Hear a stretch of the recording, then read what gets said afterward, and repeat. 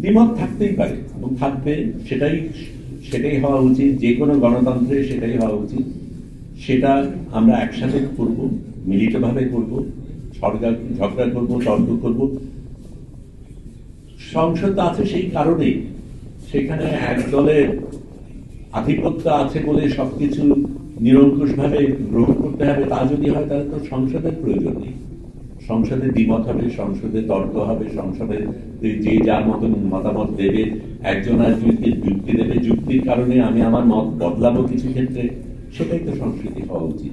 এবং সত্যিকার অর্থে আমরা একটা ভিন্ন সংস্কৃতি, ভিন্ন রাজনৈতিক সংস্কৃতি চাই, সেই আকাঙ্ক্ষা নিয়ে তো আমরা এগোচ্ছি, সেটাই তো আমাদের নতুন বাংলাদেশ থেকে। আমার তার বেশি কিছু বলার নেই। আমি সত্যিই মনে করি জনগণের স্বার্থে যেটা হওয়া উচিত সেটাই আমাদের প্রত্যেকের গ্রহণ করা উচিত। আমরা ব্যক্তি স্বার্থকে ভুলে যাই, দলীয় স্বার্থকে ভুলে যাই, দেশের স্বার্থ নিয়ে লড়াই করি।